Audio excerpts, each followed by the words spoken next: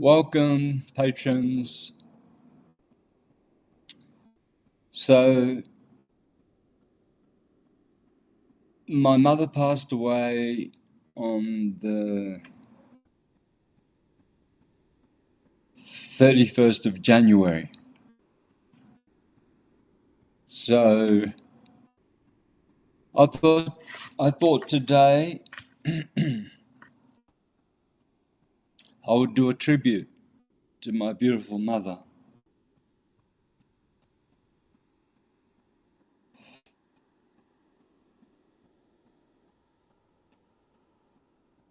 And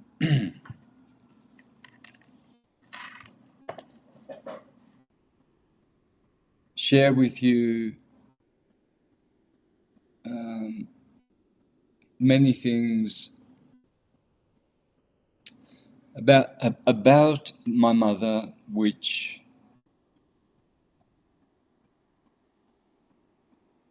made me who I am. So, as all parents do. So, I want to share with you how my beautiful mother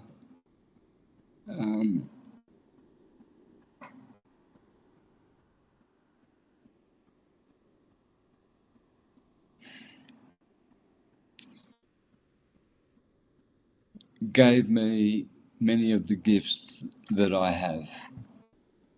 So, first of all, I would like to show you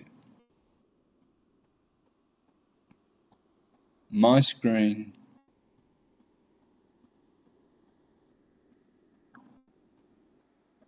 Hi, Santos.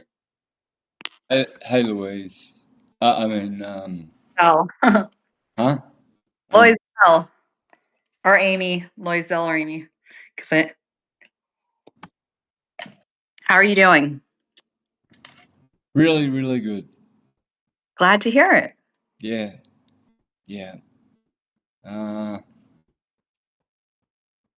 My mother's.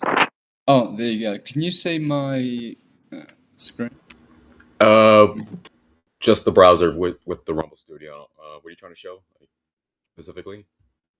Okay, I'm trying to share my screen. So, how do I share my screen?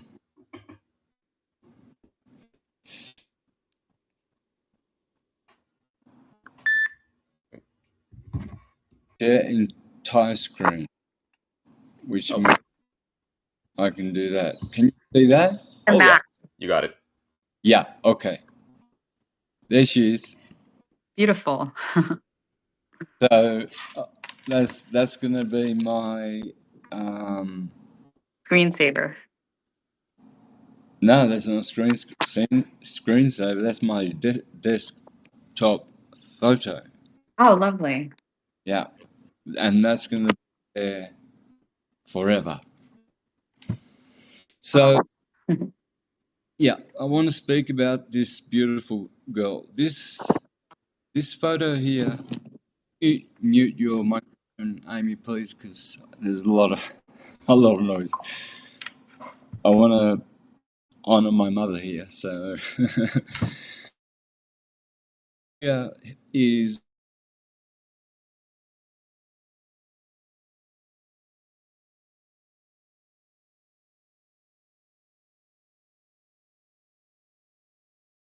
one, and I'm sure it's everyone, the girls as well. But all of her three sons agree that this is the favorite photo. And this day here, so she doesn't remember who this child was, but this is the day, the first day she came to Australia. She was 14. Didn't know a word of English. And she's in Carlton, which is only a 5-minute walk from where I for 12 years played in the Burke Street Mall, 12 years straight, making my music 10 minutes from where this photo was taken, where the heart of Melbourne is, Carlton. And how ironic, because Carlton has always been Little Italy. In fact, there's a street there called, what's the street in Carlton? Oh, dang, I'll get the name of the street, but it's called Little Italy, and it's in Carlton. So, but anyway, this is my favorite. I actually even put this photo on one of my albums in the artwork. And this is what me, my brother, and my brothers say is the ideal, most beautiful goddess ever.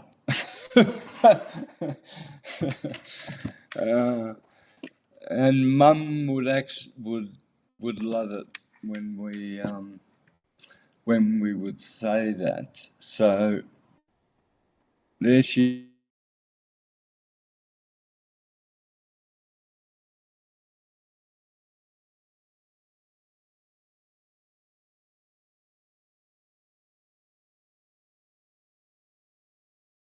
See the photos. Yeah, that. And what are we going to try and do here?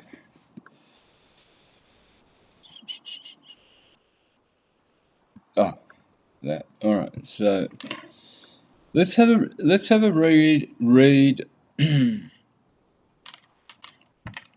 Now, my mother's name is Cerminara.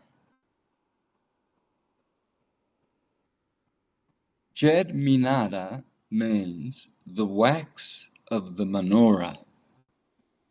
That's Jewish. Cer, cereal, ceramic, wax, and then to be followed by Minara. It's a no-brainer, right? Now, that knowing that my mother's name is structured and rooted in Hebrew, this article, someone sent me this about, I don't know, 9 months ago. And I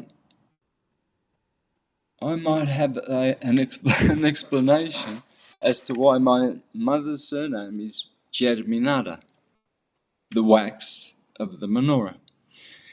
So let me read this here. Oh, listen to this article now. Okay, let's listen to it and read.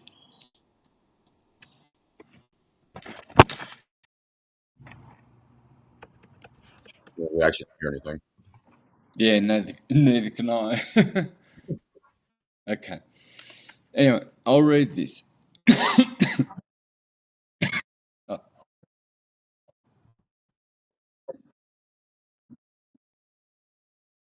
Yeah, we don't hear anything on our end. oh, Yeah. all right. Never mind. I'll read it.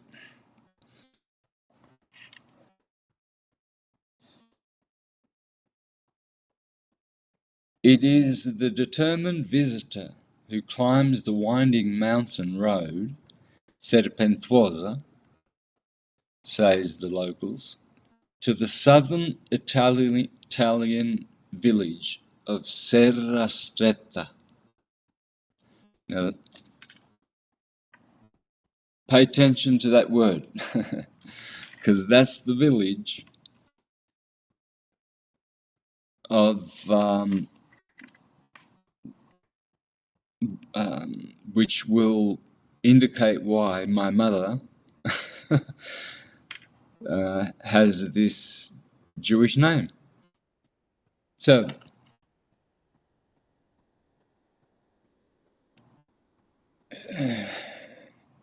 climbing the winding mountain to the southern Italian village of Serrastretta to find a synagogue Ned Tamid del Sud, the eternal light of the south, the first active synagogue in Calabria in 500 years.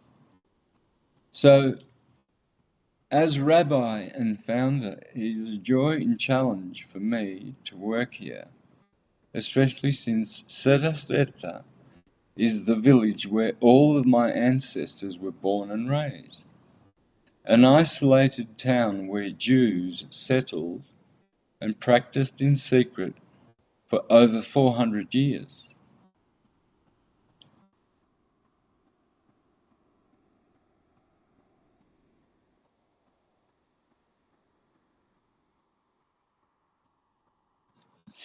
Yeah, I don't know whether I need to read all of this.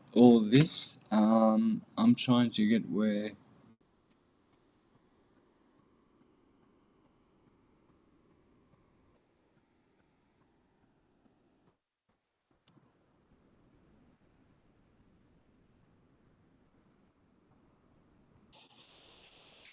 All right.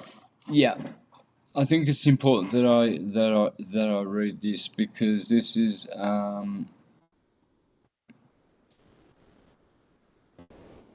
she's saying here how the Maccabees, the first diaspora of the Jews,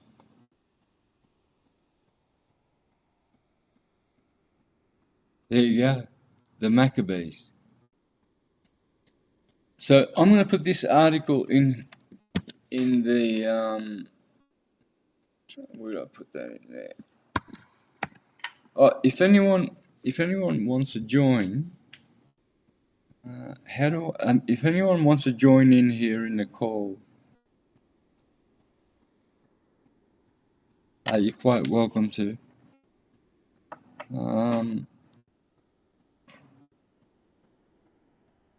So,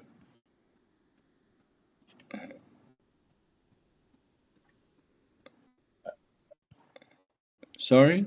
I was gonna say I can drop the link in the chats, respectively. Okay.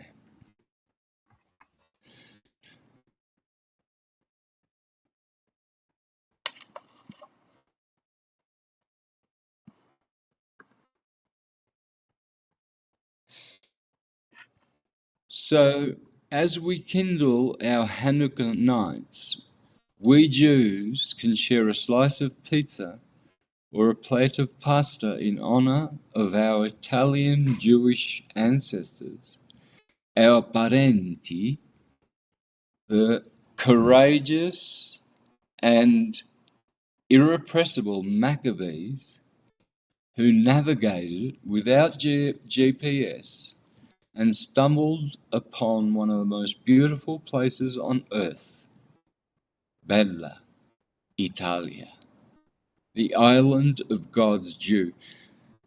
So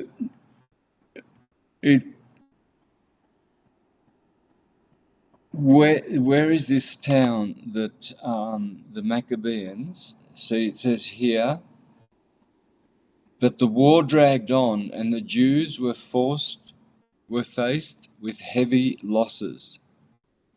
This is in the Maccabean Wars. This is like, if we go by the historical timeline, this is 2,200 years ago. The Greeks were persecuting them, sacrificing pigs in their temples, right?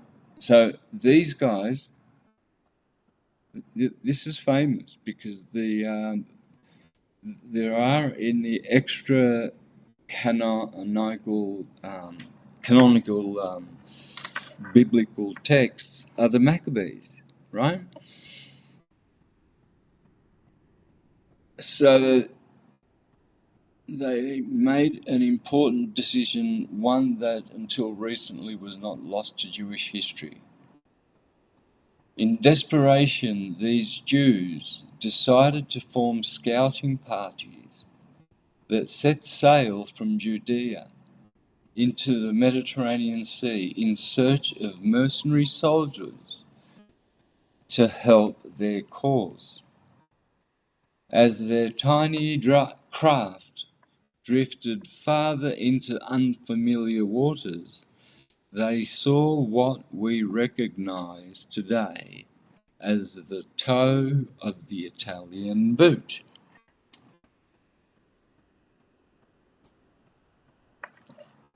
Then, as the Jews abroad viewed a beautiful mist rising above miles of pristine Calabrian coastline in Hebrew, they exclaimed, Italia. What does this mean? In Hebrew, tal is the word for Jew, dew, and ya is contracted from one of the names of God, Italia, which means the island of God's dew. So let's have a look at where that is on the map. There it is. In Italy, right? Now let's zoom out. Now, this is where my parents, both my mother Palmina, and this is a tribute to my beautiful mother Palmina. This is where the Maccabees came to and called Italy, Italia. It's 20 minutes away. It's a 20-minute drive. Soveria Manelli. Both my parents, right? And over here, Crotone, this is where Pythagoras lived.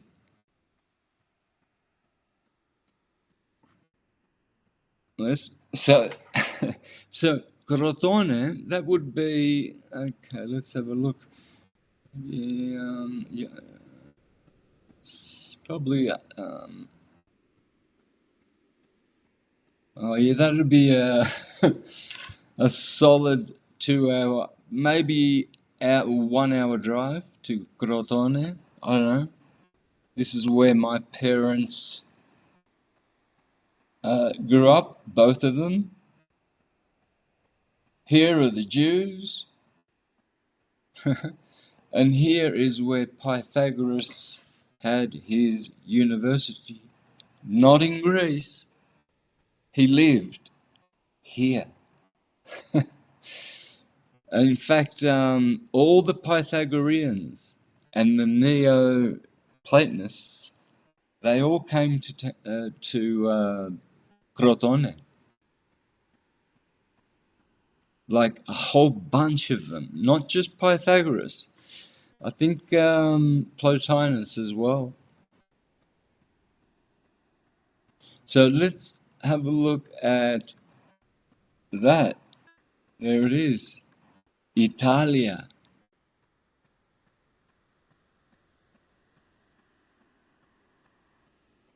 So as that article,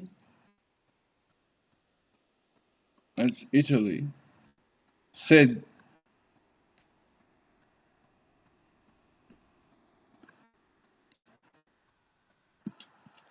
they fled Judea in search of God's land. The Jews. So they went through here and they said, yep, right here. the Maccabees. The first Jewish diaspora. In fact, let's see where it is that she says it's the first.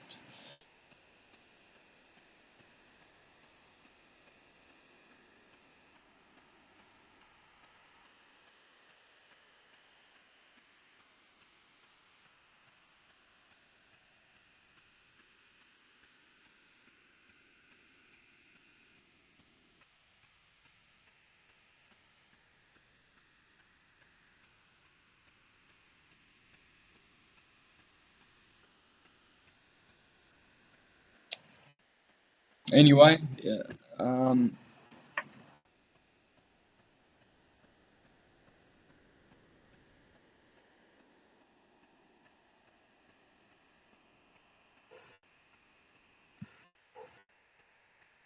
yeah, did I put the link there in the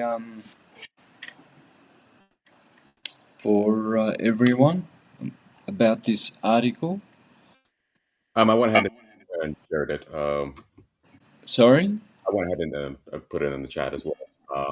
You put it in the studio, but you said it's but that's okay because I already shared it there. Okay. All right. I'll continue then.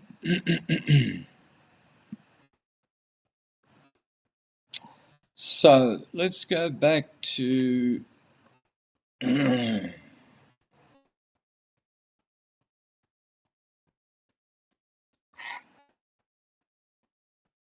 you go.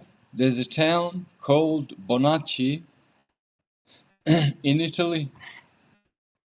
There it is.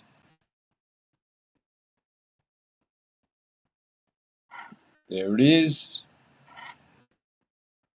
Is that where your family's named from, or was it named after your family, Bonacci?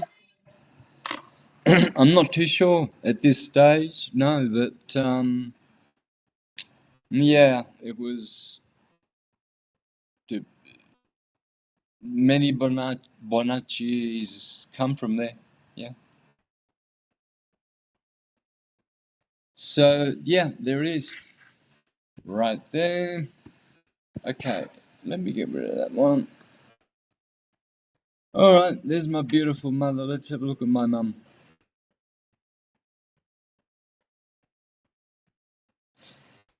Cerminara, Palmina. So this is in honor of Palmina. I don't know who this is, but that little baby. But why did I start there? Yeah, okay. Let's start with the. There you go. All right.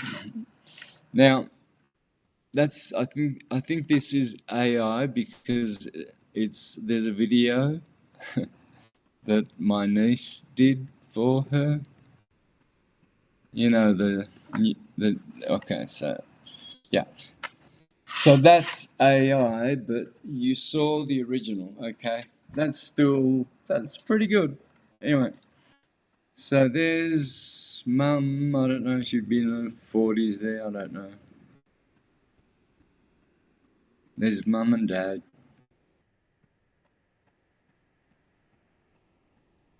Mum and dad. Mum and dad, my sister Bruna.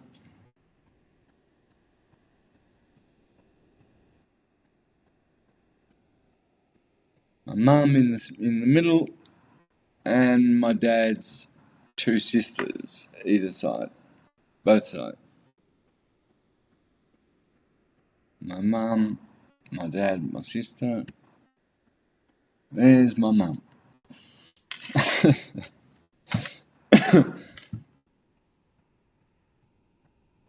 My mum and dad,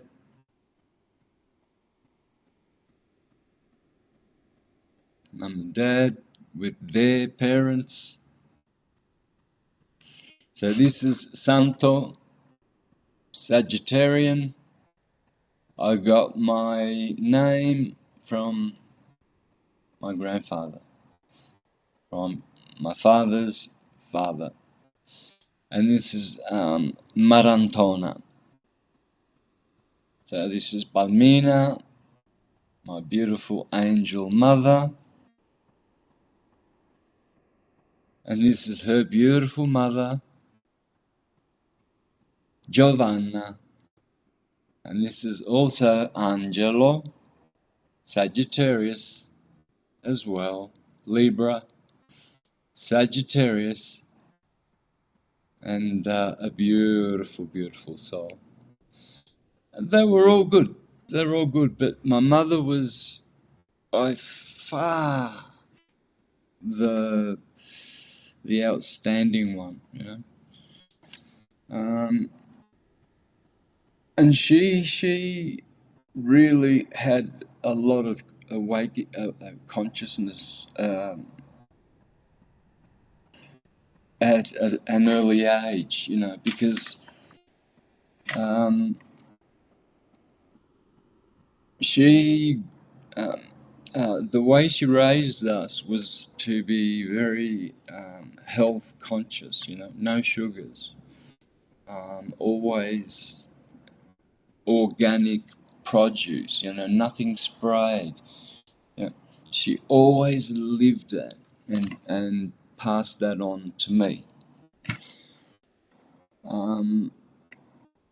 And she was always looking for the answers. That's why she was the one who turned Jehovah's Witness the first in all of the family. She was the first one. Are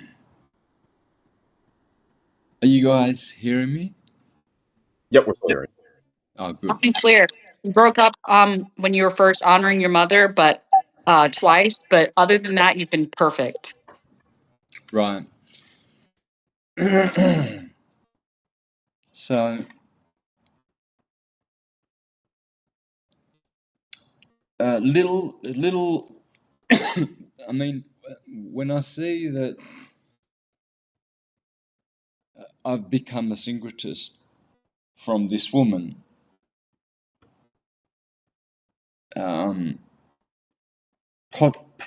possibly because she raised us with the Bible. So she was seeking, you know, she was opening her mind, you know, and she found that the witnesses were explaining the Bible better and living a better example, perhaps, you know. I don't know, but we now know that it's brainwashing, right? But there's a beautiful photo, and she was a beautiful woman. And in her last moments, I spoke to her before she drew her last breaths. And I reminded her, I said, "Mum, do you remember? I used to say to you that you never died." Because my mother used to take, pharmaceuticals for about, oh boy, maybe 30 years, because she had anxiety. Yeah. Yeah. So,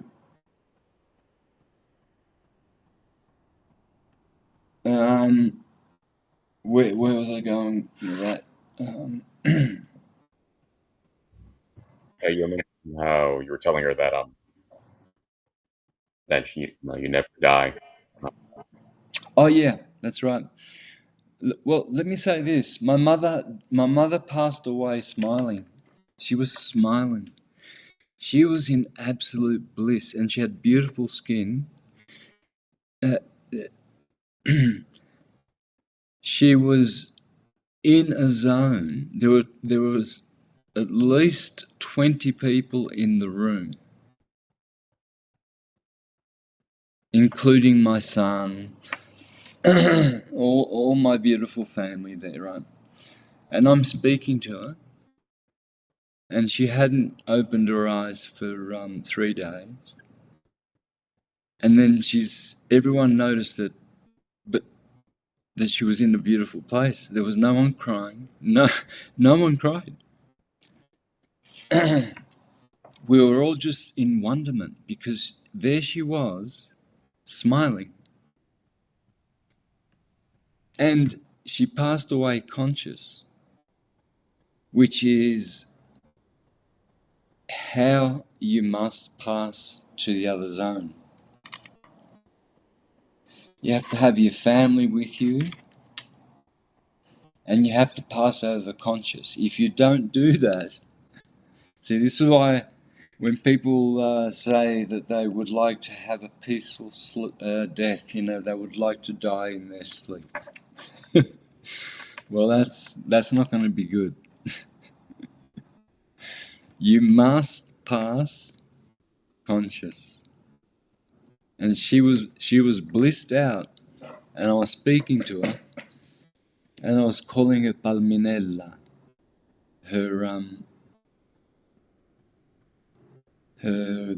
I used to see, I was the only one that would hug, kiss,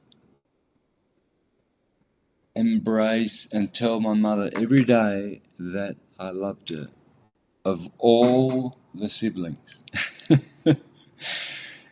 The other siblings never did that. So, in fact, I was born on her 21st birthday, or 2 days before, on the 24th of March, and she was the 26th of March. So my father handed me over to her and said, "Here's your 21st birthday, 2 days early." Cheeky. And he always mentions that. There he is. Virgo. My father, very dark-skinned. My mother, Aries, very light-skinned. See? And remember the Maccabeans. I don't know. Oh boy. Interesting. Mum and Dad.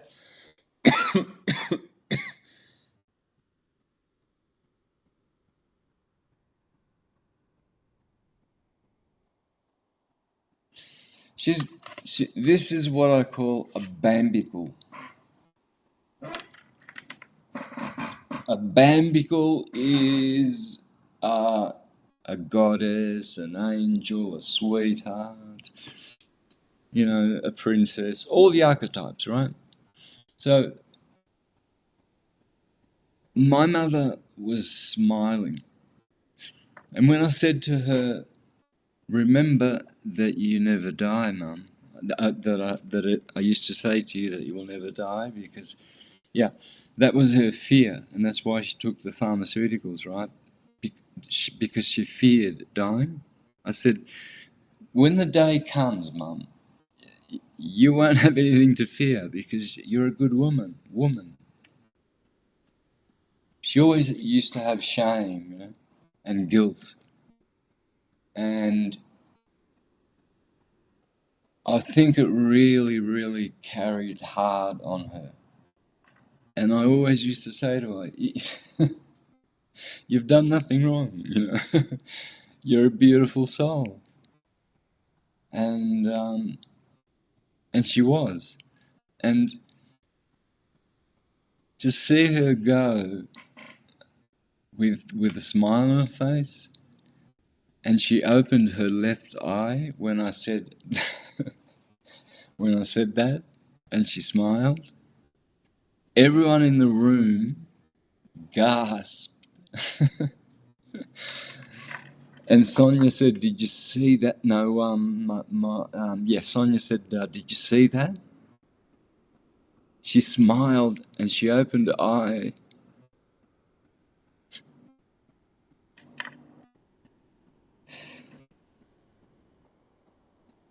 Because see, she was already on the other side, and everyone in the room knew that. They could see that she was in a blissful place.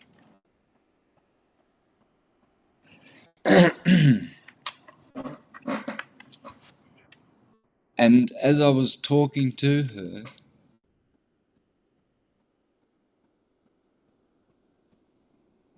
she smiled.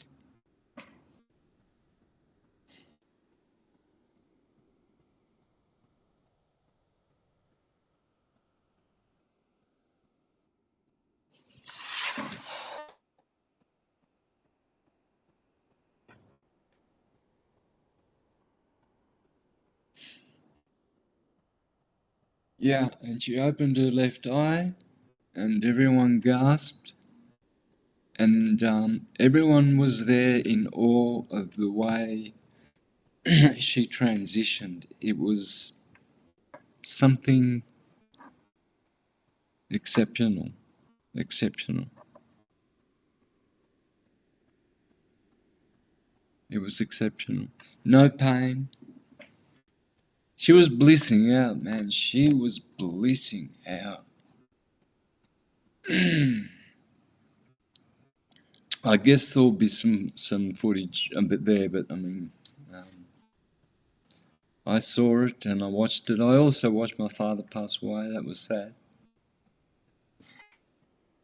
But this is the one. This is the one and only. This is the unbeatable pick. That's what my brother Peter says. It's unbeatable.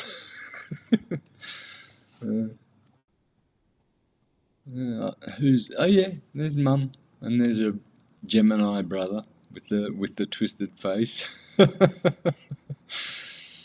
She's a Libran, yes, horizontal. Aries. Mum would have been what, 6? Sagittarian. Angelo, my grandfather. And you can see the Sagittarian eye. He was blind in one eye. I think it was an accident as well, but it happens to all Sagittarians. Oh, I mean, to the archetypal Sagittarian. It's the one-eyed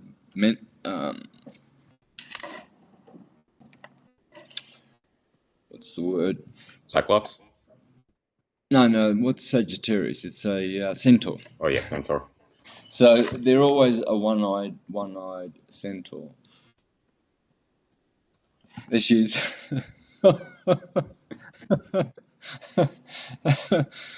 Oh, so cute. Yeah. Yeah. And that's her mother. Oh, not to interrupt real quick. I think you might have people waiting in the queue for the participant. Yeah. How do I do that?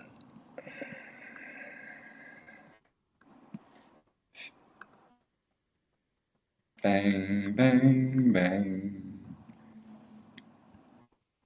There we go. Nice.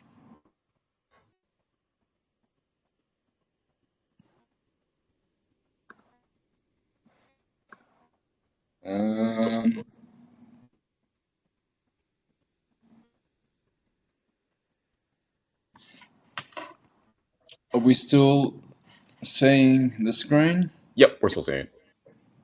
I think that's my mother. I don't know who that is. I think that's my mother. That's my mother and her mother.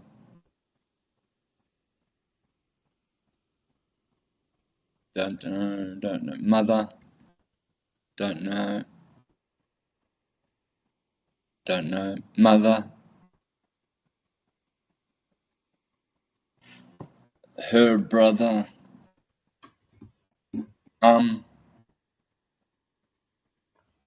She only had 2 children. a Gemini, Joe, and an Aries, Palmina. Everyone called her Pam in English. Only the Italians would call her Palmina. There she is. The first day she came to Australia. My mother, my mother, my mother, my mother, my mother, Mum. Palmina. I'm gonna call Palmina from now on. Yeah, that's her family. That's my dad. That's his brother, his sisters, two of his four sisters. There's my mum. Bang. My mum. My mum. My mum with dad's sister. My mum to the right, dad's sister. My mum. She's always pretty.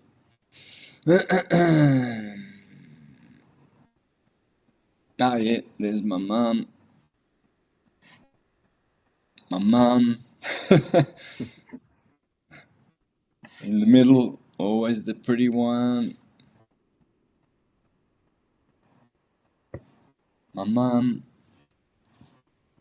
My mum. Her parents. The one-eyed Sagittarian. He was a beautiful man. Yeah, he loved me. My paternal grandfather didn't so much. My mum, her mum. My mum, her brother. My mum, I think. My mum and dad. This is one where people say, look, your dad was good looking too. And I say, yeah, but mum, mum was a BAMBICLE.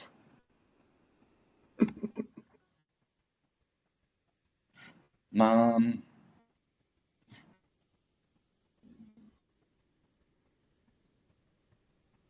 mum, her brother.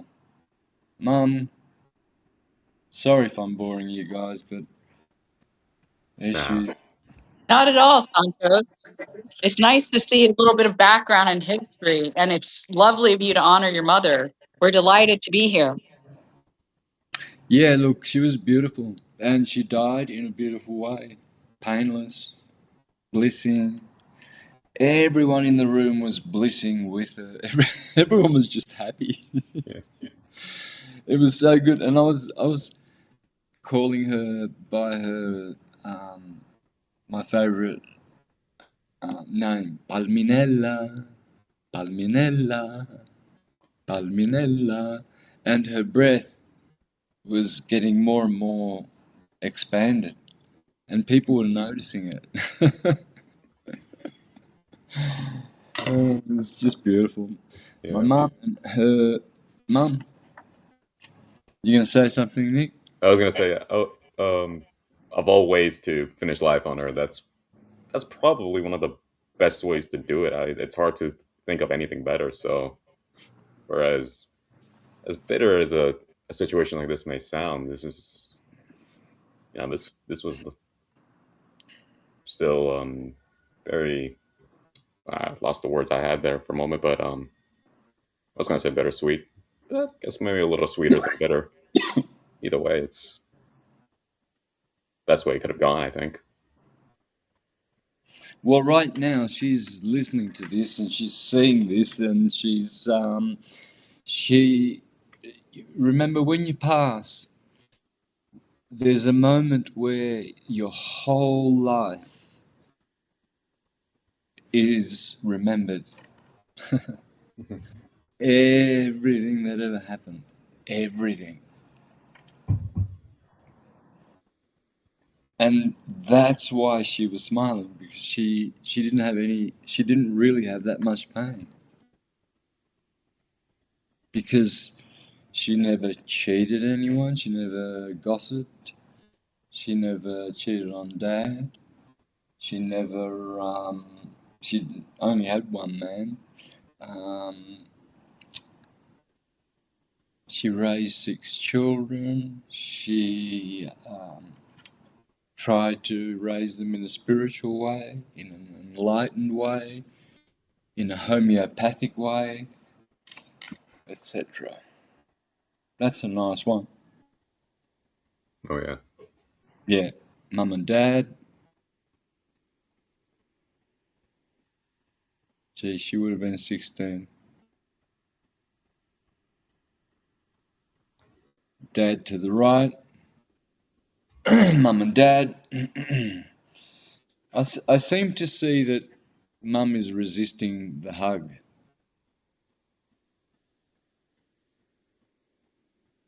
And I'm pretty sure she was, because my mother revealed to me when I was very young that she didn't love my dad.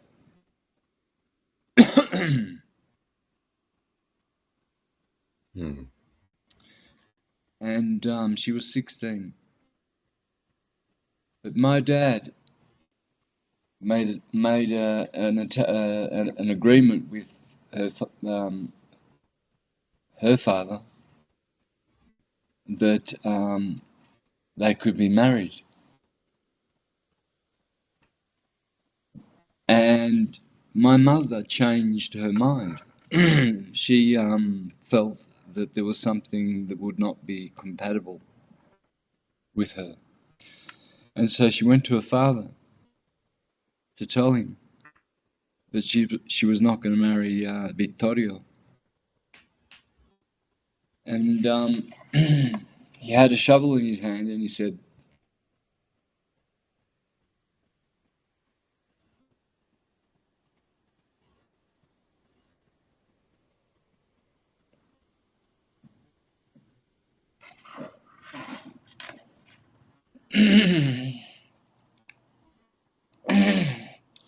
if you don't marry Vittorio,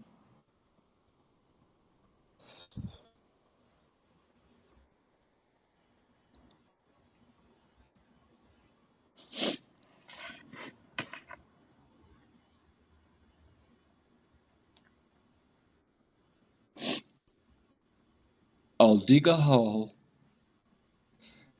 and bury you.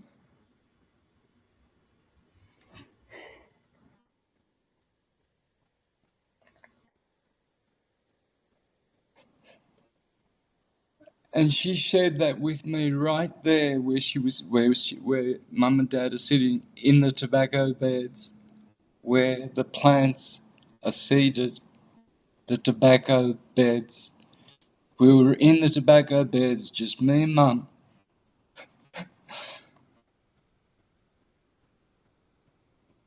I don't remember how old I was. 9, 12, I don't know. But it changed the whole dynamic of everything else in my life. She unloaded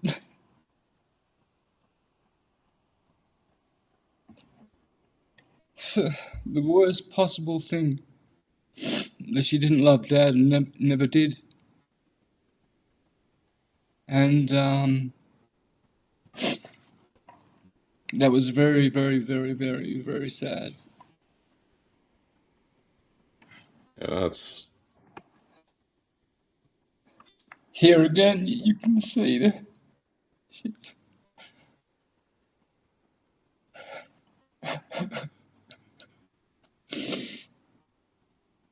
And I really believe that a lot of emotional, all my brothers and sisters we are all pretty much emotionally and I don't know, whatever else damaged and traumatized by that one-sided relationship that she had. Just give me a second, guys. Yeah, yeah, man. Yeah.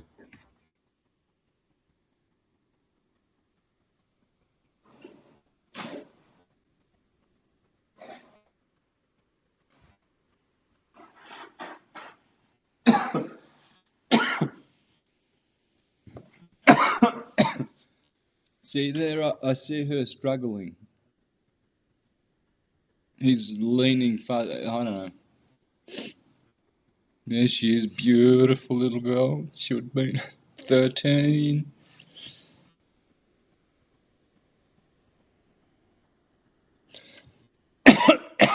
This is in Australia, Mount Buffalo, the mountain where I grew up in the Victorian Alps, in the snow country.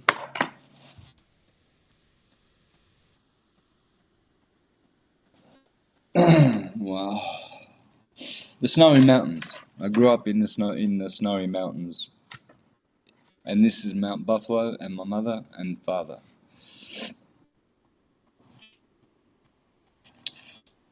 My grandfather, the one who said, "If you don't marry Victoria, you're gonna die, little girl."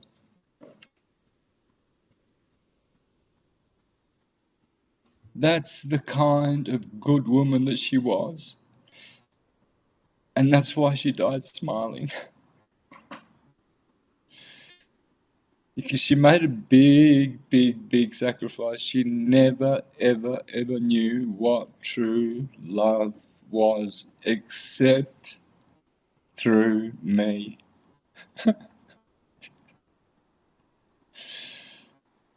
And she told me that. She said that no one else hugs me like you hug me.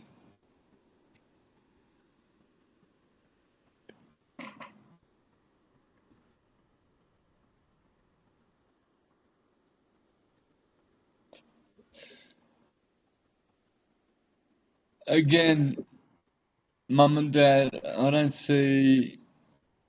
Yeah.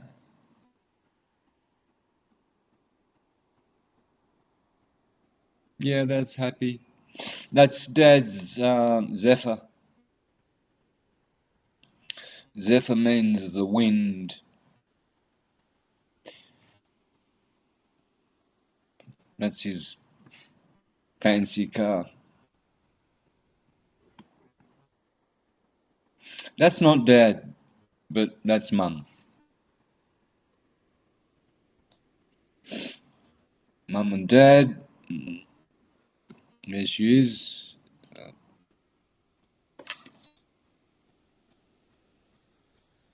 There's Mum. I don't know about the rest. Okay, so let's. My sister sent me a whole bunch of. Oh, there you go. That's Mum.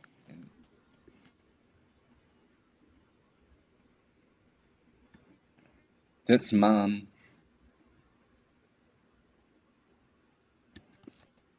And that's the end. Okay, so got that one. All right, guys. So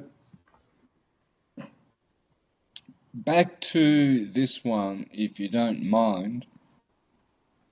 Let's.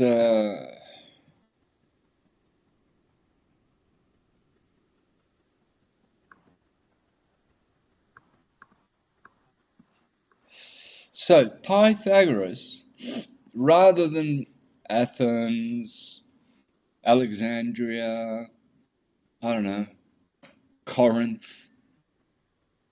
Gee,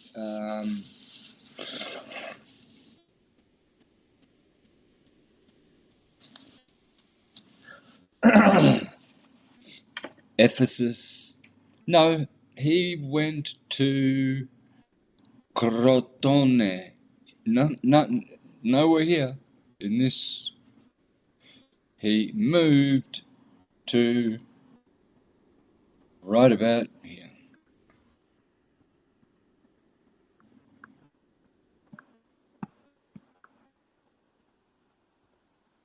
here, and the Jews, the Maccabees, were here, and my little parents grew up right there in this area called La Sila.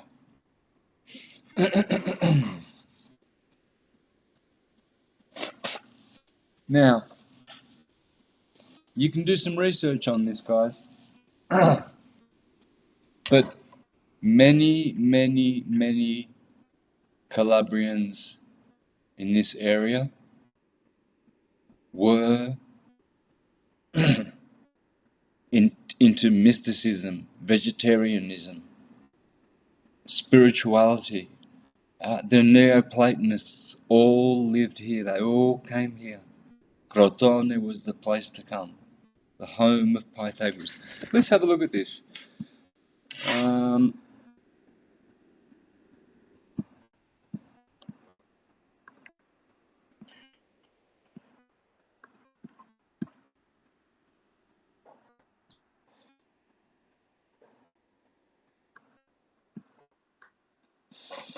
Pythagoras of Samos was an ancient Ionian Greek philosopher, polymath, and the eponymous founder of Pythagoreanism. His political and religious teachings were well known in Magna Graecia and influenced the philosophies of Plato, Aristotle, and through them Western philosophy. Modern scholars disagree regarding Pythagoras' education and influences, but most agree that he travelled to Crotone in southern Italy. 530 BC, where he founded a school in which initiates were allegedly sworn to secrecy and lived a communal, aesthetic lifestyle. Right here, which is right here, which is right where the Maccabees, where both my parents come from, where the 20 minutes from where the Maccabees have their synagogue. So I want to honor my mother because she had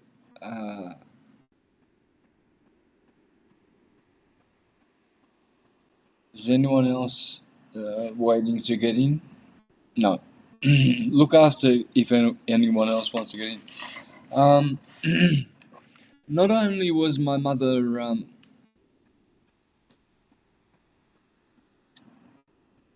physically beautiful, she was beautiful in the heart.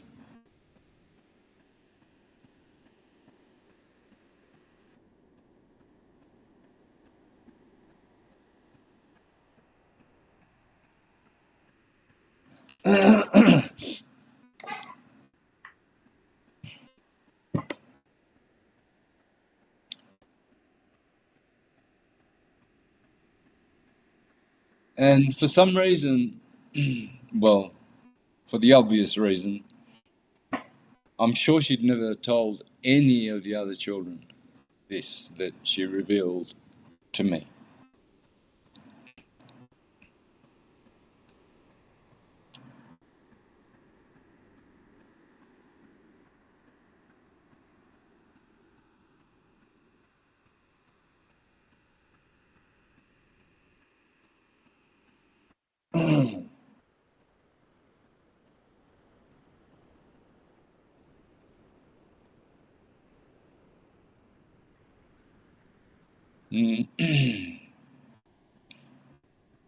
So many things were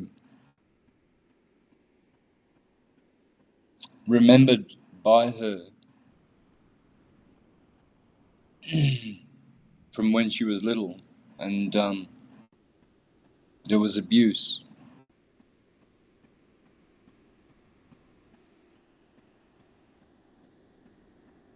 Which she revealed to my sister, which she did not reveal to me.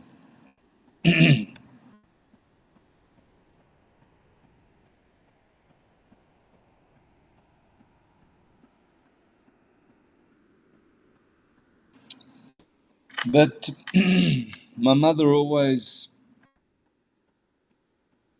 stood by my father and was a good wife to my father, and yet she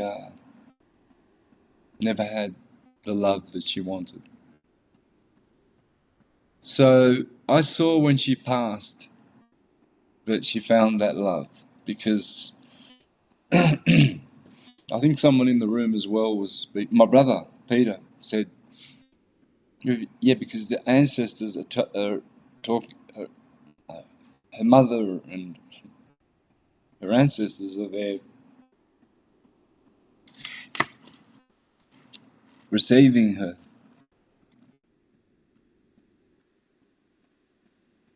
So it was a supernatural experience, and it happened on the 29th of January, which is just one day off the 1st of February. Now, last year, Daniel died on the 1st of February. The year before, my sister died on the 1st of February. The year before, I moved up to the mountains from the beachside. The year before, Daniel's father on the 1st of February 2022 dies. So starting in 2022, all this happens on the 1st, on Groundhog Day, Cross Quarter Day. Daniel's father dies, 22. I move up to the mountains, 23. My sister dies, 24. Daniel dies, 25. My mother dies, 26. 5 years in a row. So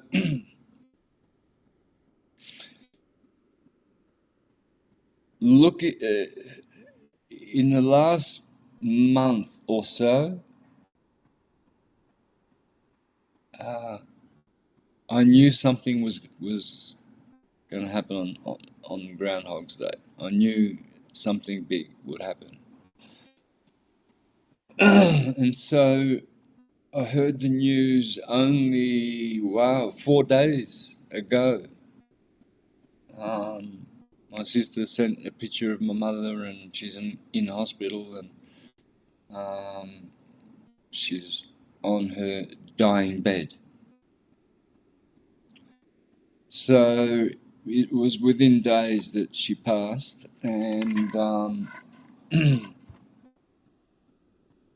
she looked so beautiful. Her skin was really, really good. It was pink. There was no grey. It was not like she was dry.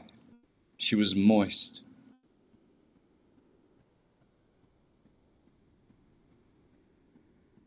And she was smiling.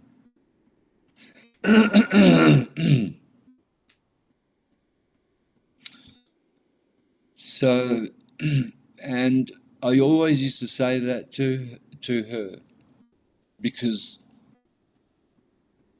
it would break my heart when she would take those pharmaceuticals, and I'd say to her, Mum, the only reason you're taking those is because you fear a thing called death. That's the only reason why you're taking it. If you stop fearing that, you won't need it. And so she got it when she was passing.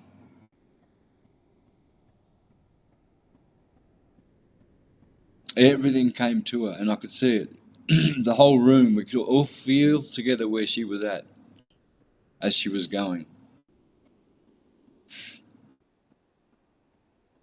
I was the second last person to talk to her. Then Angela was talking to her on the phone.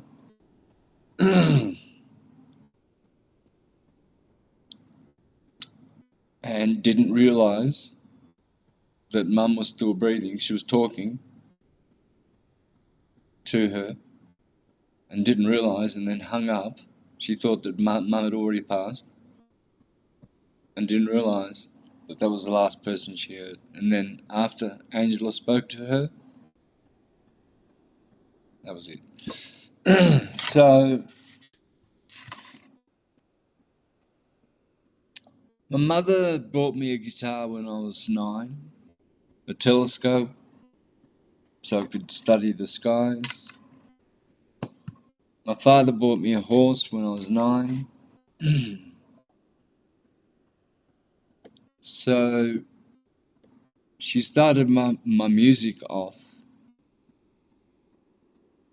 She was my teacher at home when it come to theology, because she would do the Bible study, not my father. And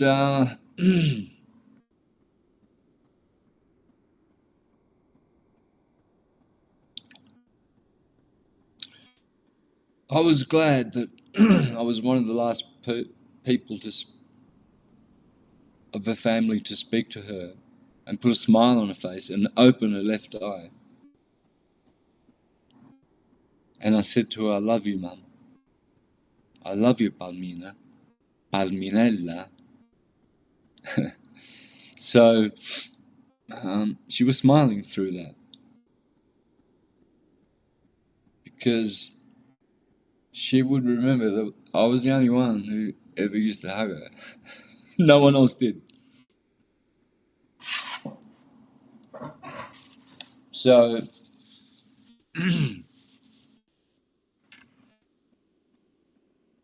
it's a good feeling to know that. In fact, I never had a grudge with any of my siblings.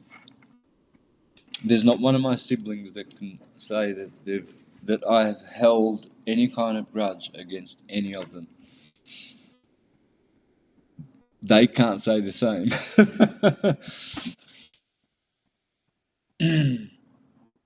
Anyway, I love you, Palmina. A beautiful mother and a beautiful friend and a beautiful goddess and a very, very special woman, very intelligent. She spoke English pretty much without an accent. She didn't go, she went to school and she hated it like me. She said, "Nah, I'm not doing school. I'm going to learn English, everything, at home." She taught herself English, bang. She was great with English.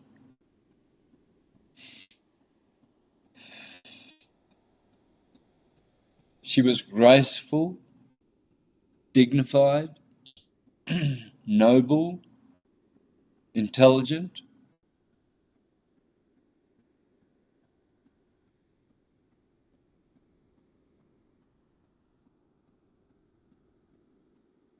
But the elusive love eluded her. She didn't get it. But now she's got it. And I know she has.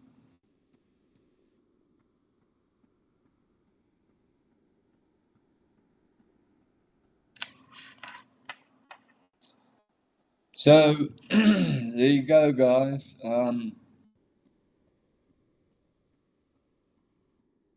Now, I made a video about Ned Kelly and how there's another special thing that I can say about where my parents grew up and where I grew up. Because where I grew up in Wirrawee, it was 20 minutes from Glenrowan, where Ned Kelly grew up. Or lived.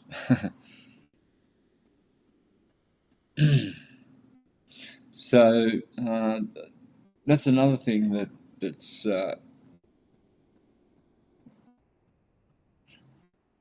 reminding me of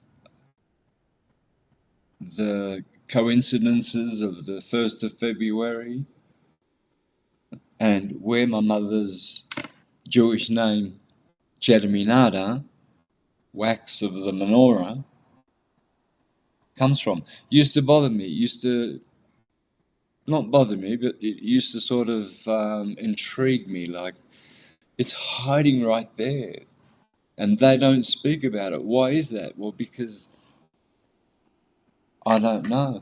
My mother used to speak about the gypsies, that there were gypsies around in the hills. I know.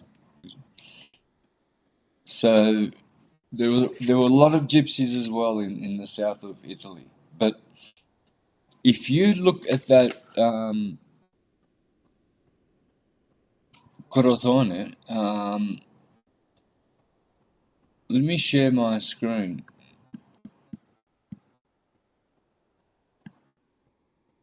Where my parents come from.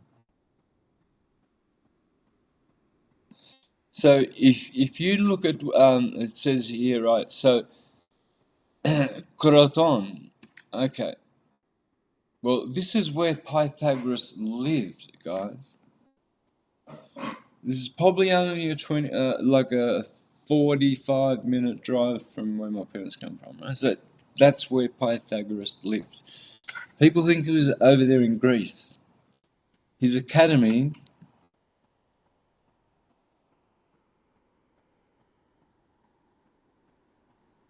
where he founded a school in which the initiates were allegedly sworn to secrecy and lived a communal ascetic lifestyle. There you go, vegetarian. So let's go to Croton.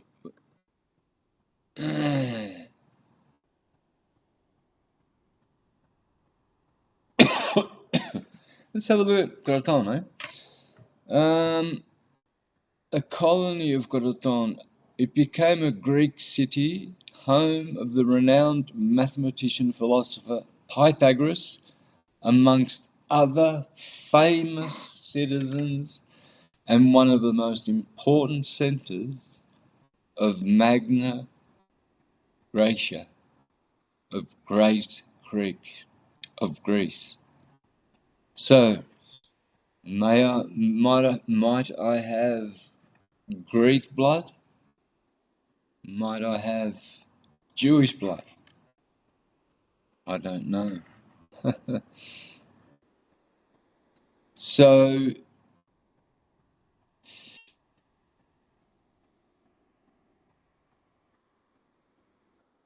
I wonder who. There's a list. Like probably Plotinus. Let me see. I bet you Plotinus lived in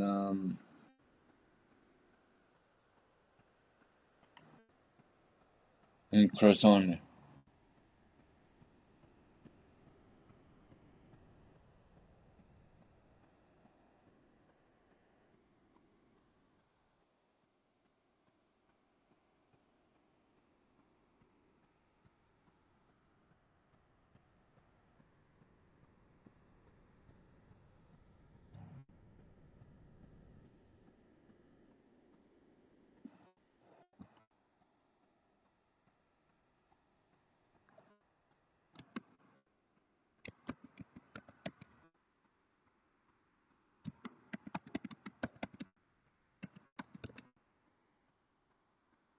This is not just trivia, guys. I'm doing this for a reason.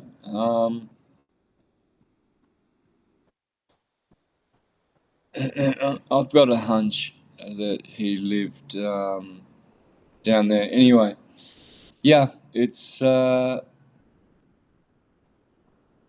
quite interesting when you look at this right there. They've got all this Pythagorean vegetarianism here.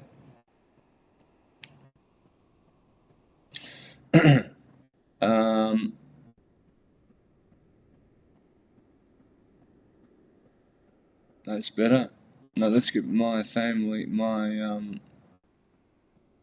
let's get Soveria Manelli in the picture and make the triangle. We're gonna get him. Where's Soveria Manelli? Come on.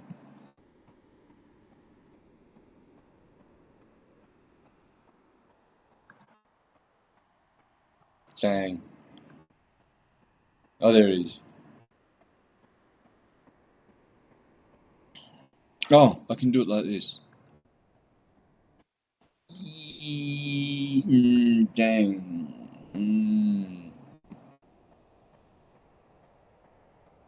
Anyway, if we lose Soveria Manelli, right, there's mum and dad, there's where they come from, right there.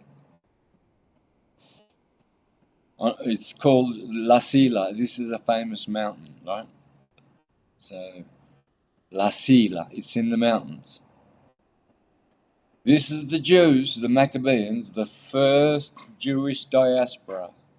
Thank you, Greeks. And then right over here, vegetarianism. Bang, Pythagoras.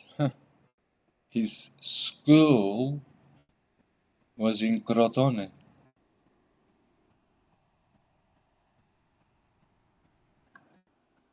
So I'll finish with that. Just, oh, there you go. I've got, that's, lovely. There's the triangle. Mum and Dad, Soveria Manelli, the Jews, the Pythagoreans, and the Neoplatonists. Interesting. And I think the possible Jewish thing in my mother's name, who knows?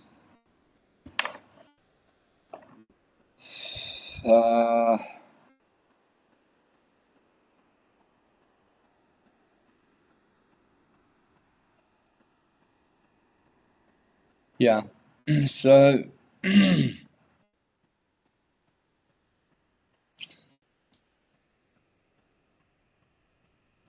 it was a good this time it was a good Groundhog's Day. The whole family felt that she should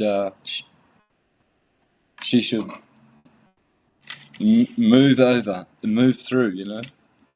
It was incredible. Everyone was saying, yeah, everyone was talking in the room and contributing, and it was like one mind where everyone was like witnessing something phenomenal. Like a glow of energy with her last breath or something.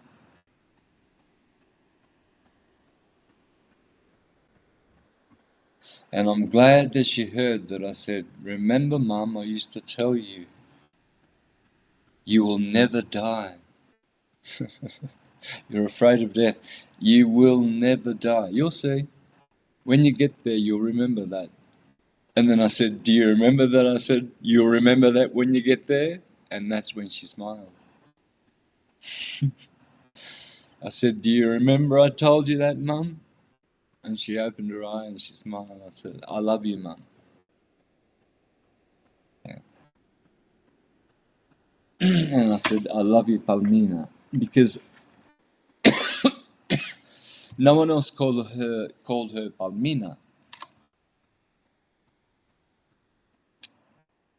And I don't know why it is, but I'm the only one.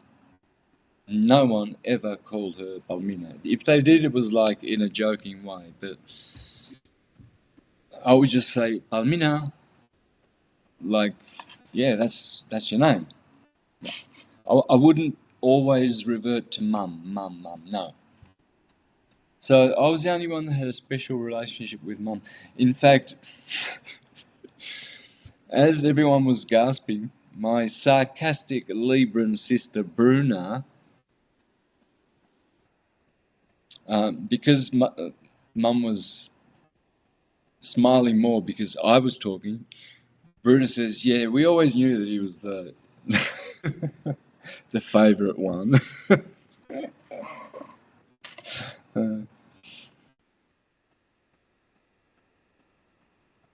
Typical of a Libra.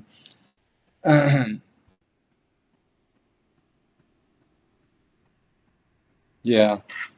So I experienced a beautiful thing, guys. I'm glad I could share that with you today.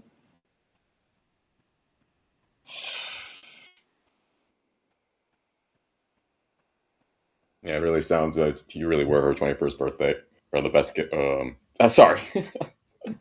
um, her gift, or her 21st was, yeah, the whole thing there was beautiful. Yes. And I think Nick's right about you being her gift. And you're like her gift of having true love. So, had it not been for you, your mother and father being together, she would have never had you. So, she did get to experience true love, not in the way that everybody experiences it, but it's amazing that she got you, her gift. Yeah, yeah, we had a special connection, Mum and I. Mum taught me about divine feminine energy. Um, she was a good teacher. She practiced it. So she embodied it. She was a model. She was a model woman. There were no scary things that she was seeing as she was passing. She didn't stop and get scared and just scream like those, like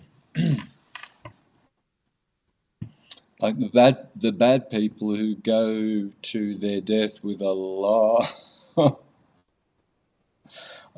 of enemies that they've made, a lot of enemies, and they don't pass to the other side very well.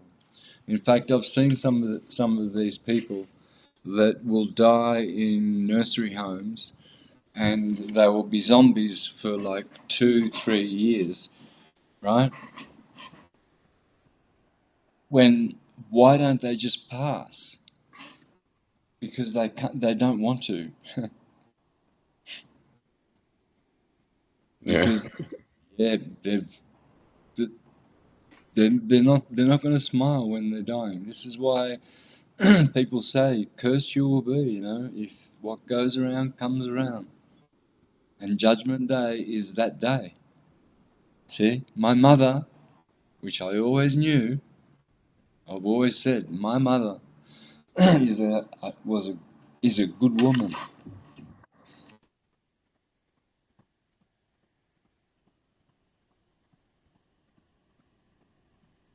Yeah. It, yeah, it really shows because with usually when people go through you know horrible or heavy things, usually it twists stuff pretty badly. But the fact that she came out as well as she did with everything, it really, really shows. It's amazing. It really is.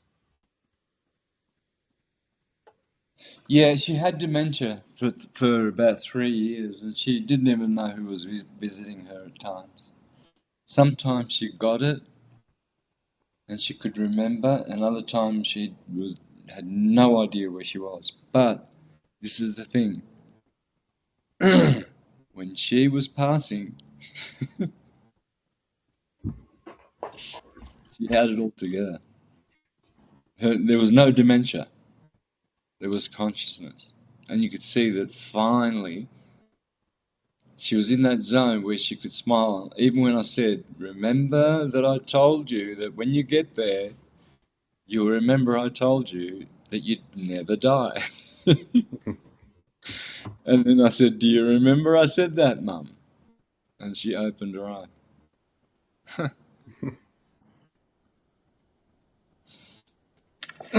Yeah, because used to get spooked out at everything. You know, she used to have guilt put on her. She would put more on than she'd need to. You know, she always shamed herself. She was, but she never lied. She never gossiped. She never backstabbed. She never had enemies. No one hated her. No one. No one. No one. No one hated her. Everyone loved her. She was cheerful and yet sad because she was stuck in a marriage out of not love, but out of goodness. She made that sacrifice, you know. She imagine her accepting what she had to accept. Yeah, that's definitely an amazing woman. Definitely, powerful in her own right. And Yeah. and again, like to turn out as well as she did, and yeah, I would say that whole thing would be, I would almost akin to it being supernatural in of itself. I mean, I guess technically everything is, but but but yeah, that was amazing. Oh yeah. I couldn't believe it. I couldn't believe the color of her skin. It was just phenomenal. It was supernatural somehow. She was glowing. Wow. And I told her, you'll have nothing to fear, you know, and because we were talking about an uncle and he's sitting in a nursing home and he's like this. And he's been like that for 2 years. Never opened his eyes, right? And they keep dripping. Well, he opens his eyes, but he's can't talk, can't do anything. And he's not passing and he's not passing and not passing. Well, who knows why, but Mum had none of that. She had the ideal passing. She saw that, and I told her, and we all told her, don't go to the white light, go to the black light. Remember that, you'll see the white light, you see the black light. And everyone said, yes, go to the black light and don't come back. So, yeah, we saw that, you know, it was almost a supernatural, well, it was. It's supernatural because we saw how Mum transformed from shameful, guilty, doubtful, sometimes self-doubting person, and yet worthy of honor in everything, and that was the smile on her face. She was in the moment of eternity where she could see all her life. So she had reason to smile because it must have been pretty good. Yeah, she would have seen that the good was the opposite of the bad. You know, it was like waves. So she was smiling, and we witnessed a passing of glory, because when you pass while you're conscious, this is called conscious dying. Or Maha Samadhi. Uh-huh. Mahasamadhi. Is that what it's called? It's a conscious passing. It's called a Maha, means great, and then Samadhi, like a great meditation. So when somebody is aware, when they're transferring or going into like transcending, it's called it's almost like a great transcendence, you know, like a meditation. You're going from one state of being into another. and the great Maha, meaning great. Like when Mahatma Gandhi was named Mahatma, he said, no, I can't be the great, because it was too honorific for him. He couldn't even take it because of the name was too high for him. But Maha is like great, meaning very great, not just great as in big or something. So yeah, Maha Samadhi. Beautiful. Yeah, the dream time. Yeah, being lucid. I usually I would say that's probably just achieving a state of gnosis, and that well, I guess gnosis can be viewed in different ways, but it's basically, when your conscious mind is brought straight to the edge of the subconscious. Of course, through the subconscious is how we interface with the rest of the universe, right? So, of course, if you're asleep, your conscious mind is completely shut off, but you're also you'll get thrown directly into that world, but you'll be completely at the mercy of whatever it is you're already carrying. But if you're conscious, the conscious mind is the one thing that can actually lead um, the subconscious in a different way. So you have that around. Well, it should be self-explanatory, right? Like, um, you'll be aware, you'll um, you'll be able to make more conscious decisions as opposed to being at the mercy of, or at the reflexes of, whatever else you're carrying. So if you're it'll say if someone uh, has bad habits or indulgences or whatever, then they might fall into those. But if the conscious mind is there, it can say, no, no, no, let's not give in to those things or whatever that may be. Let's go down this good way instead. Of course, being conscious along the whole way there, I'm sure that you can appreciate other experiences through that, being able to witness whatever it is that the universe will give you.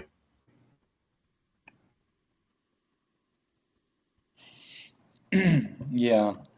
So pretty much the love that she was looking for was, I was the only one that gave it to her, and I was the last one to be there with her to tell her I love you, and I gave her all the nicknames and reminded her of all the nicknames I used to call her. No wonder she came alive. I called her Quattrarella, Quattrara. What else was she called? Bambolina, Palminella. Oh my god. So now to me she's Palmina. Or Palminella. That's it. The mum archetype is gone because when she passed, I felt like I had now gone back into her womb, and that the universe, my mother, is the womb, and that's the same for all of us. I don't know. I feel like I'm in the center of her womb. Why do I feel that? I don't know. It's weird, but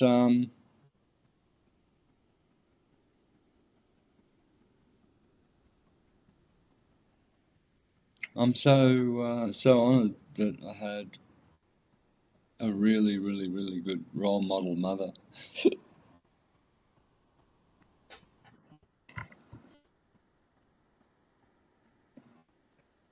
No one is perfect, but she was a role model, and she was humble. Her humility is what made her magnificent. She was a very humble woman. Yeah, no, based on everything you mentioned about her, yeah, I'm not sure if there's anyone else like her. Yeah, isn't it a coincidence that her name's Jewish and Maccabees were 20 minutes from where she grew up, and then there were the hippie Pythagorean vegetarian dudes over there in Crotone, only half an hour away that way, and I. So she goes from there and then raises me 20 minutes from where Ned Kelly did everything. So that added Jewish thing makes it very, very, and Pythagorean thing of southern Italy. For some reason, guys like Plotinus and I think Proclus, I don't know, I forget now, but I read an article once where they all went to Calabria, you know. It was the hippie hangout of, you know, beautiful beaches, sunshine, warm weather, beautiful mountains, and good people. And that's what Bonacci means. Good energy. Chi. Bon chi, right? So it's interesting that this lady is saying that those Maccabeans called Italy the land of the dew and settled in Serra Stretta.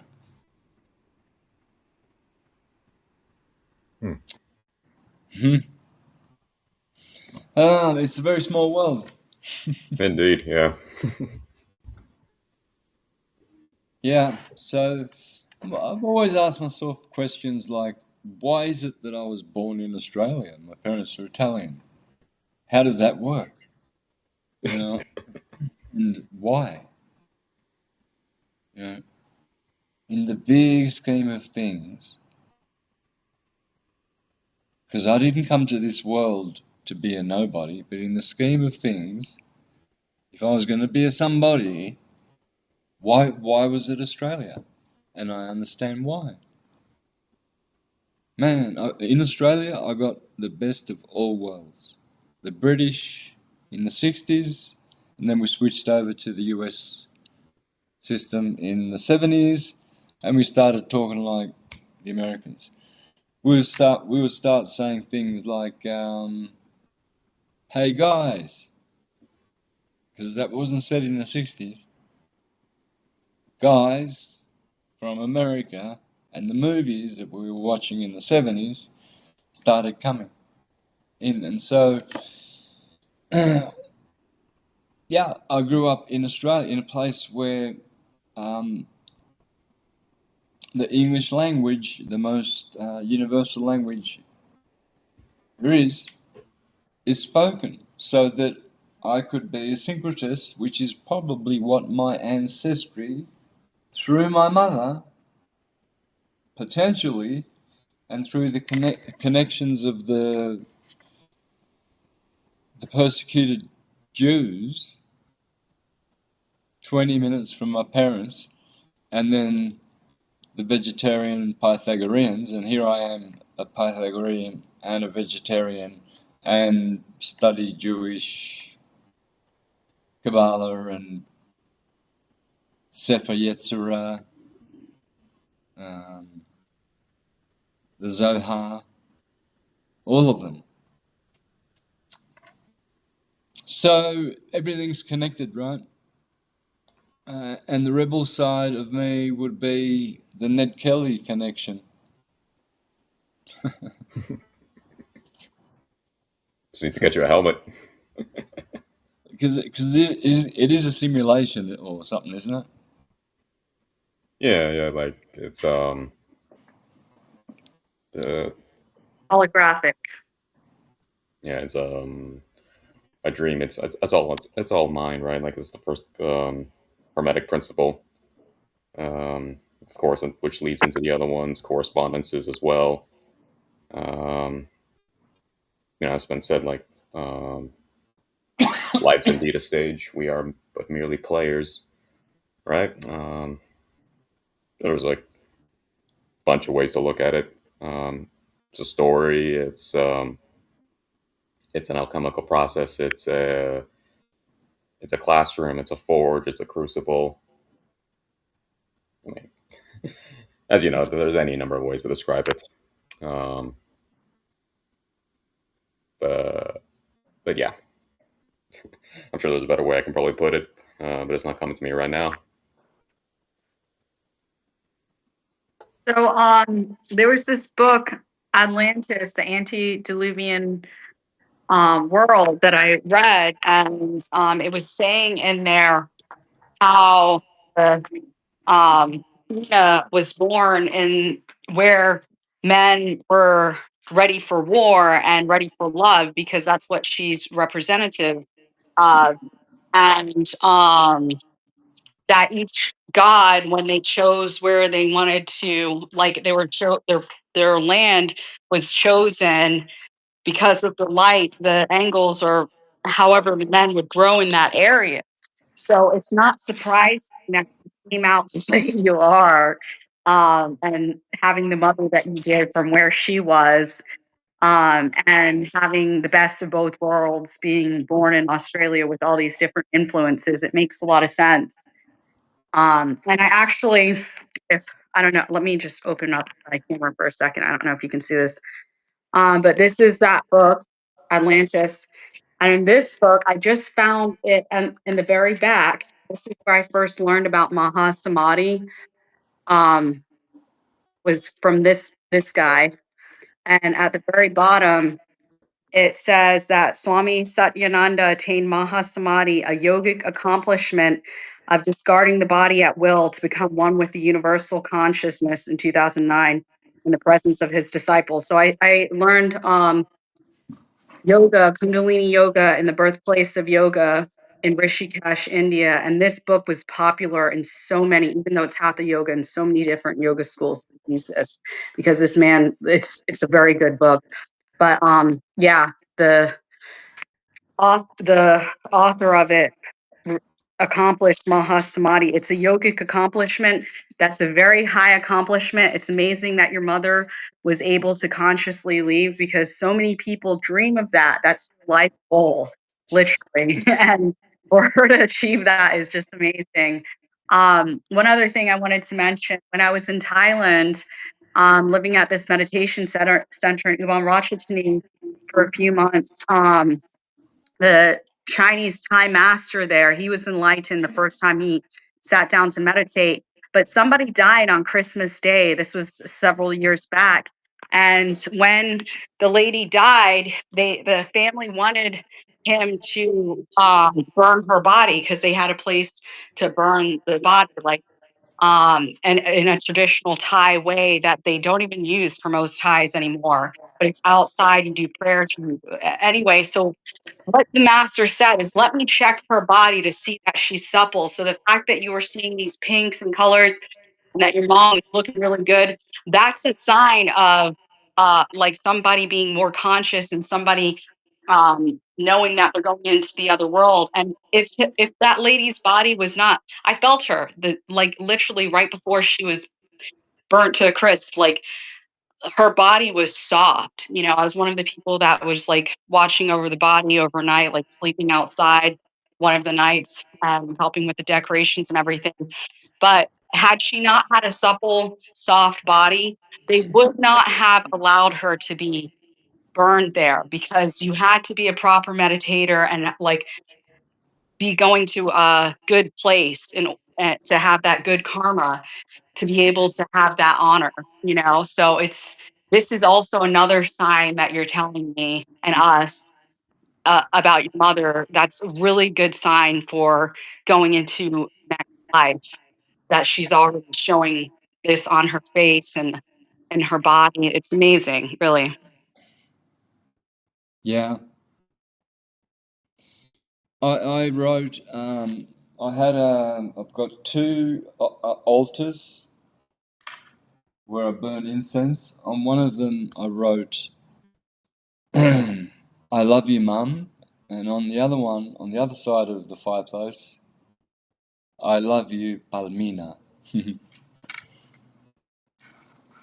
So, and they've got some roses on them because I was given some roses. You can see those roses. Thank you, Tracy. Yeah. There's a whole bunch of them. So, It's so beautiful. I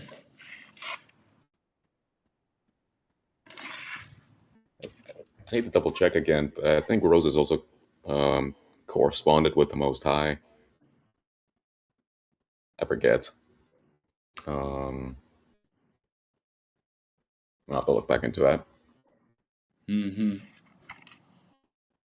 Rose is the highest incense. Here we go. Highest frequency. Man, it's good. Woo!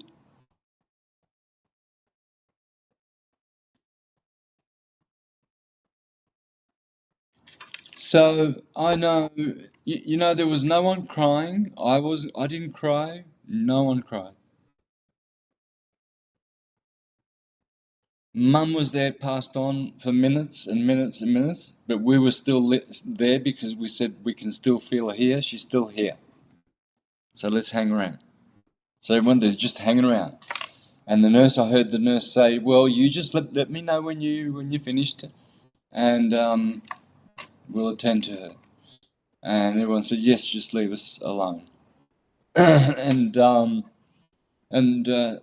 they said it was late here at night, and they said to me, do you want to stay with us? You know, and everything. And I said, I think, uh, I think I'll go and leave you guys because I felt that it was appropriate that I was the one that said I love you last to her. Because she knows that was true, like really true. So there's my tribute to my lovely Palmina. Santos, this is Leo here. Tell us a little bit more about her hobbies, about her pastimes, but what kept her alive with such a heavy burden placed on her, apart obviously for her love for her children. What did you see? What helped her through this? Her moral strength. Yeah. Her commitment. She was a special woman. My mother was a special woman. But it shows in each photo of Palminella, especially the first one. I mean, she reminds me of Sophia Loren with this noble look, with this dignified look. Mm-hmm. It's amazing. And then these shocking photos where she almost pushes your father away. I mean, I saw this earlier today in Instagram. I think you posted that. I was just thinking, this is not a hug. This was really heartbreaking. Yeah, yeah.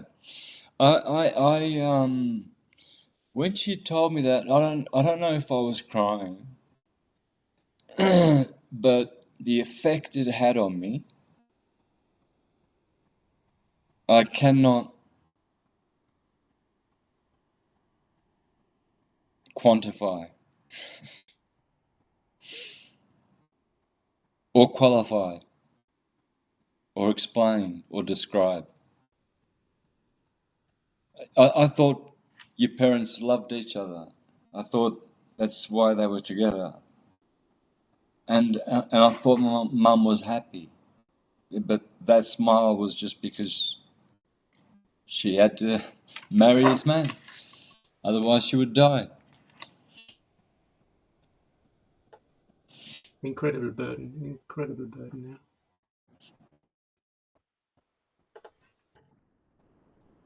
Yeah, and she passed when the moon was in Cancer. Right, and in my sign, in my chart, that's in the 12th house. Wow. So my mother passing, moon in Cancer, is in my chart. and the position where it's in. It's amazing. Yeah, I can probably do a show about it. I'd say you probably should. It'd be interesting to see more on that. I mean, obviously, Yeah. if you want to, but Yeah. yeah. So she was a Sun Aryan. I don't think you ever mentioned the moon or rising. Her moon was in Cancer. We don't know the rising because we don't know when she was born. Uh-huh. But she looks like she has a Venusian rising, either Libra or Taurus for me.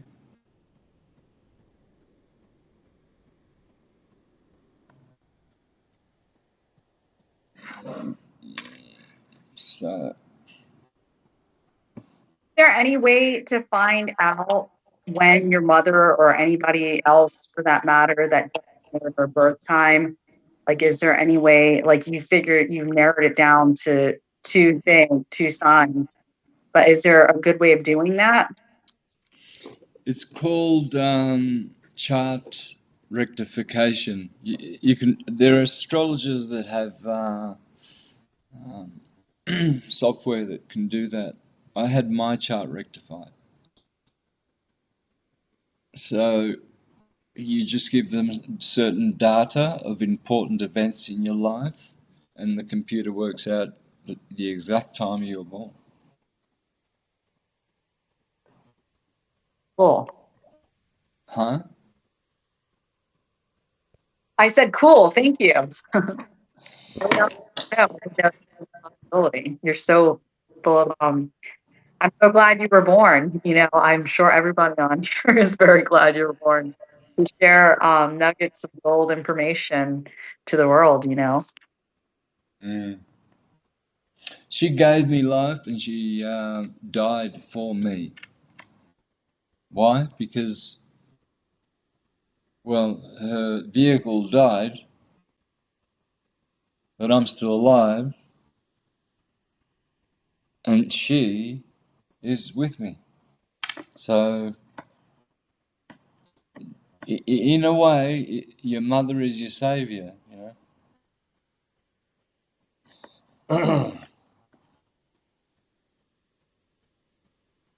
Yeah. Yeah, you are not that which dies. Yeah, because when they pass on, and your life is blessed, it's because the mother now is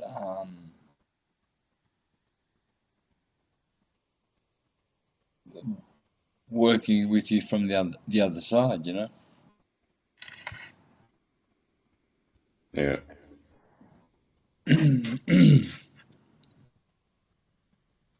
Yeah, the father aspect usually provides the wisdom, but the mother, and I so obviously I'm speaking generally here, but yeah, so the father will provide the wisdom, but the mother provides the love.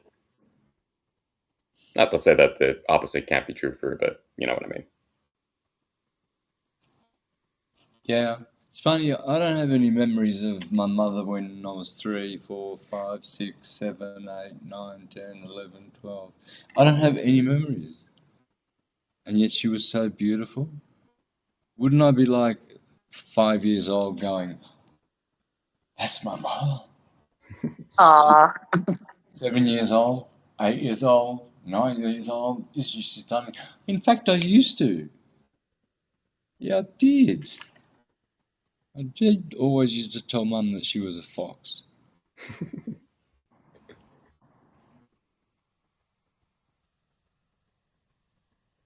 Yeah, I did, man. I was even when I was a teenager.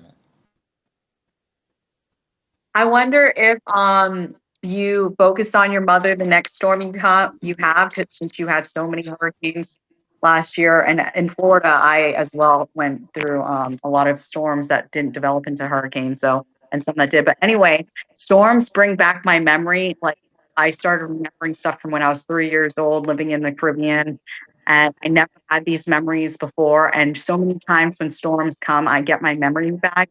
I wonder if not only meditating on it, but when the next storms that come, if your memory now that your mom's more on your mind, and it will bring back some memories, maybe. Who knows? Oh yeah, look, the last 3 days have been blissful for me, man. I probably shed about 4 tears. And I had moments where I cried, but it wasn't cry. It was not.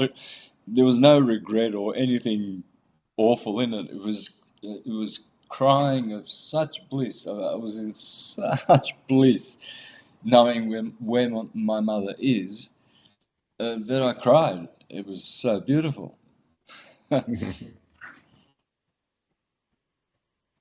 So.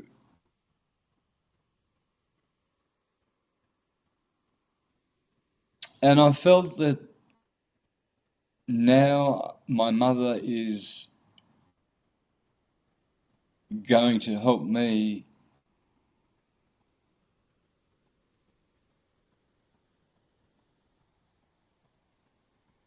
in ways that I guess would be considered Serendipitous. yeah, benefic, of a benefic nature. So yeah, the timing is incredible, because in my progress chart the sun is right on the MC.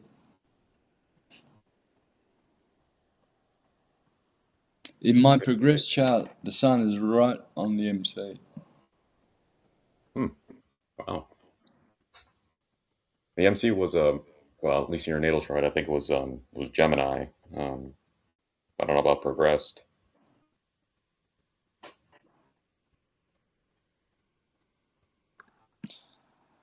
So, what's the significance of that? Let me share my screen.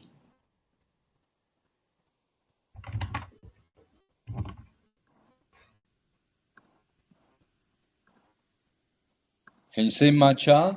Yep. Yeah. All right. See where the sun is? Yep. Can you see it's on the MC? It's right on the MC? Mm-hmm. Yeah. Okay. So the sun, I'm going to be 63 in a couple of months, right? I'm going to be 63. The year I was born, 1963. So now the sun was over here. So in 3 degrees, let's call it Aries, right? Let's count. So there'd be 27 years of my life. The sun was in Aries. Then my sun progressed into Taurus for 30 years, right? So that's what have we got? 27 plus 30, 57. This here, 50, the sun transited when I was 57. The sun entered into Gemini. No, 57. Yeah. Anyway, look at this. The sun has progressed another. So what have we got? 27, 57, 58, 59, 60, 61, 62, 63. There you go. So the sun has progressed from here. It's climbing all the way through here, all the way through here, and right here. And this is where my mother passes away. And look, the moon is in Cancer, in the sign where it was, which was her sign of her moon. So the moon was in her moon sign. And, it showed in my chart as well, right? And look at this. Venus is in Taurus. Hot diggity. Moon in Cancer. Hot diggity. Sun on the MC. Very nice. Also interesting how Chiron is passing your moon, your natal moon. Yes. Yeah. That's something to look at. The only other planet that's moving is Mars. He's only moved from here to here in the first house, but that just shows that I've had in the last, say, I don't know, the last 20 years, a lot of action. This is my syncretism is when Mars jumped into here. So that's the only change there, really, of the progressions of interest that should be noted. This will never move. This will never move. Of course, Neptune will never move. Saturn's never going to move. Jupiter's, yes, moves. These guys move a lot. They move with the sun. But it's the moon. That's the only one that really goes round. But it's interesting that this year, right now, in my progress chart, I have a moon in Cancer. And the sun is at the MC. Now, this is the point of your reputation, career, public service, public honours, degrees, distinctions, fame, glory, recognition, accomplishments, titles, honours, worthiness to the public, reputation. Well, I know Firmicus Maternus said that people with the Gemini MC will be considered,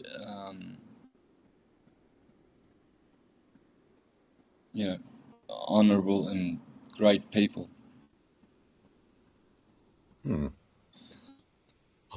Also, I note your progressed MC is now in Leo.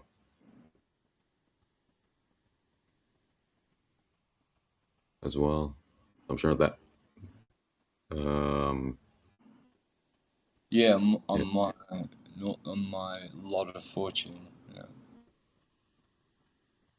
Yeah, I'm just trying to think. There's that's probably adding in more to the solar correspondence. Yes, it's quite interesting. But if we look at the day when my mother passed,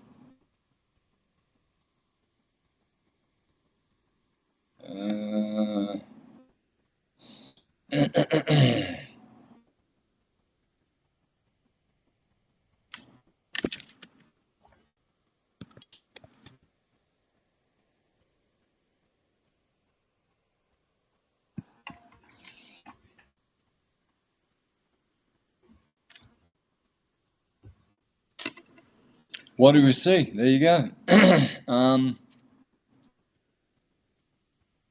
The 12th house is death, jail, imprisonment.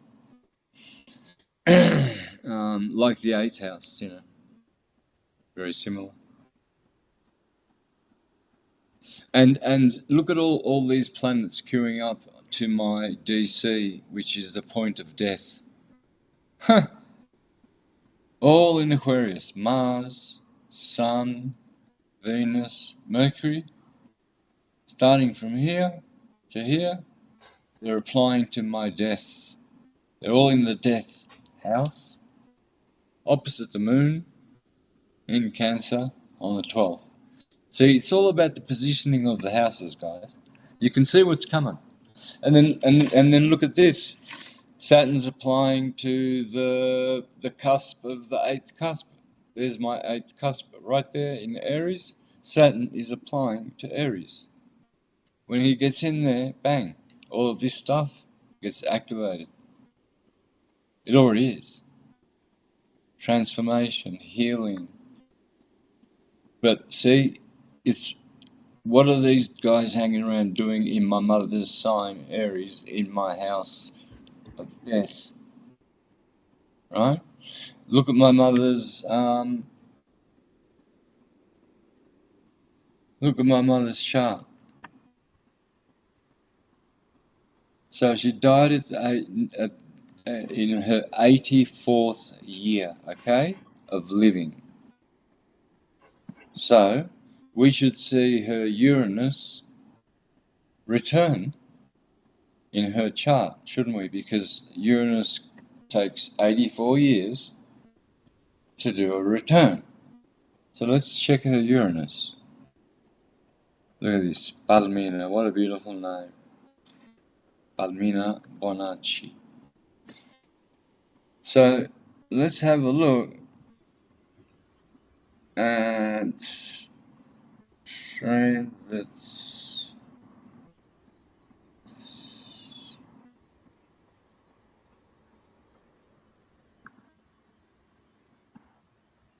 Well, look at that. Uranus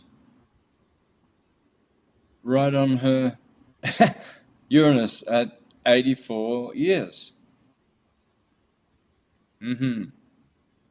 Anyway, I see. I wish I knew what time she was born. I think she would have been born like, late morning, mid morning. Oh yeah. I wish I knew, but there you go. She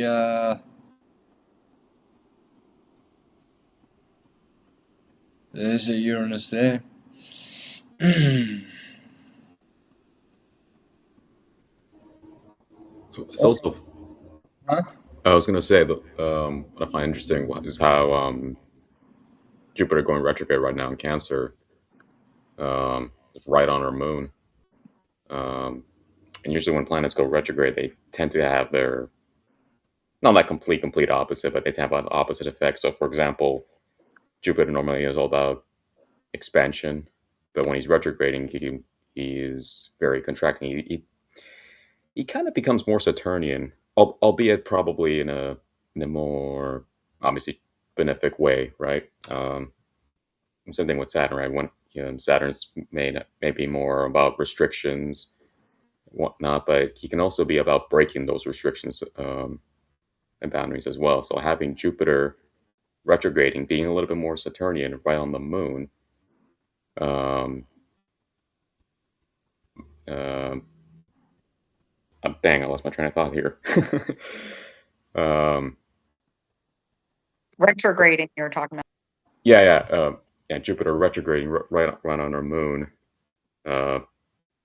I think also what kind of gave a big significance. Like it's a very benefic, very gentle transition or gentle passing, very peaceful, full of love, all that good stuff. Yeah, beautiful. Lovely. All right, guys, I'm going to leave off, and then next week we'll switch back to what was the subject of the time? For Tuesday, the last Tuesday, we were doing a Tree of Life. Yeah, the Tree of Life. We've got part 2. Right. And then on Sunday no, sorry, it's okay. All right, so see you next week. Much love. Much love, brother. Much love to you, Santos. Thank you so much. Much love and peace, brother. Thank you so much. It was beautiful, really beautiful. Palminella, this is amazing. This is it's really touching what you've done today. Really, really touching. Big hug, brother. Take good care. Oh, Leo. Big hugs, Santos. Bye-bye.